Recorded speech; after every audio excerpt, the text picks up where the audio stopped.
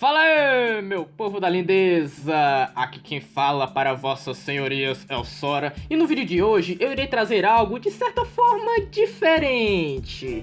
Após ver alguns vídeos desse estilo em outros canais, eu pensei em fazer a minha própria versão dele, olha quem diria, personagens de anime que seriam presos. Mas tem tanto personagem por aí que eu simplesmente não sabia quais personagens eu poderia falar. Foi quando eu tive a brilhante ideia de deixar vocês fazer esse trabalho por mim.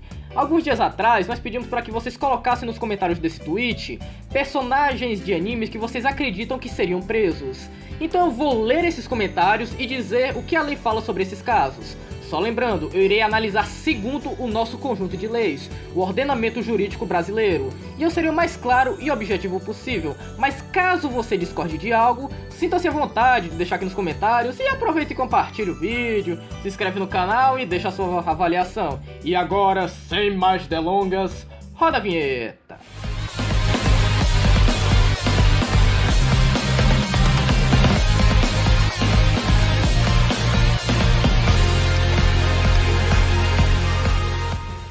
Começando com o primeiro comentário do Pedro Vinícius, que fala o seguinte: Hajime Naguno, dependendo da lei de algum país, ele seria preso por assassinato mesmo matando quem era bandido ou assassino ou quem era errado. Nesse caso, sim, no Brasil ele seria preso pelo crime de homicídio de acordo com o artigo 121 do nosso Código Penal, o livro que cita os crimes e suas respectivas penas. Porém, no parágrafo 1º desse mesmo artigo fala as chamadas causas de diminuição de pena.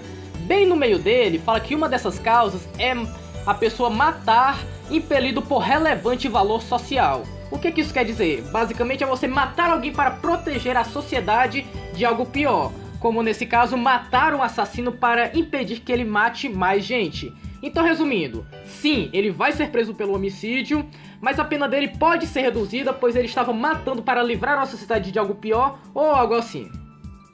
O Lázaro Miguel, ele fala sobre o Endeavor. Bom, eu separei esse caso porque ele é bastante interessante, já que o Endeavor, em relação à esposa dele, ele seria condenado por lesão corporal, o artigo 129 do Código Penal. Já em relação ao filho dele, no caso o Todoroki, ele poderá ser condenado por dois artigos diferentes, o 136 do Código Penal, que é maus tratos, e o 232 do Estatuto da Criança e do Adolescente. Mas, porém, contudo, entretanto, todavia, os artigos eles citam duas penas diferentes. É aí que entra uma das coisas mais interessantes do direito, que é a capacidade de interpretação. Dependendo do caso, a pessoa poderá ser condenada por um ou pelo outro ou pelos dois artigos. Quanto a vocês, qual artigo vocês acham que ele poderia ser condenado, hein? Mas antes de eu ir pro próximo, eu também gostaria de falar sobre a esposa dele também. Mas Sora, ela sofreu, ela era maltratada. Ainda assim, ela jogou uma panela com água quente no rosto do filho dela. Ela seria tipificada também no artigo 129, parágrafo 2 do Código Penal, que seria a lesão corporal gravíssima, por causar uma deformidade permanente no rosto do filho dela, fora o aumento de pena por ser justamente o filho dela. Os próximos dois falam o seguinte: o Orochimaru por correr atrás de criança, aí logo abaixo fala, isso vale pro Hisoka também? Bom, gente, esses dois eu separei justamente por causa da questão de correr atrás de crianças. Bom, vocês sabiam que pedofilia não é um crime que existe no Brasil?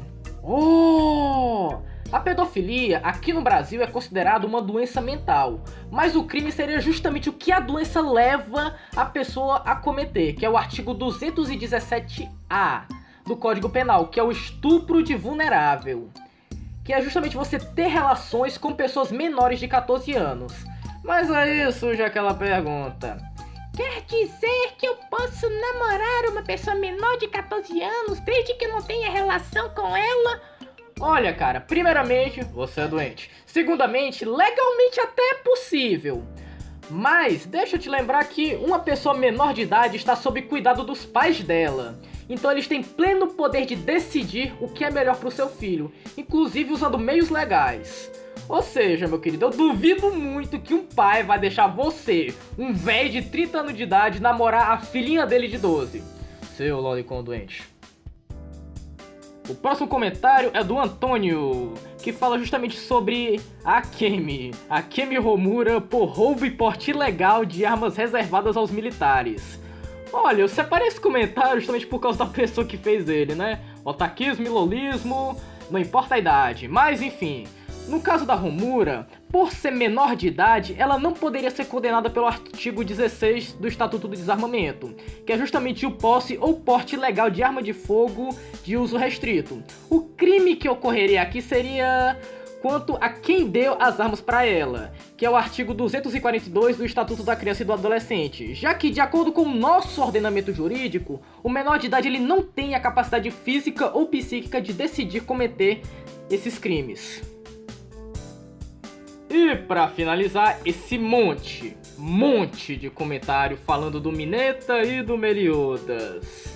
Muita gente acha que o crime que eles podem ser condenados seria o de assédio sexual, mas se você lê o artigo, dá pra ver que não tem muito a ver, já que no caso de assédio é preciso ter uma relação de hierarquia entre o assediador e o assediado, algo que não se encaixa muito com esses personagens.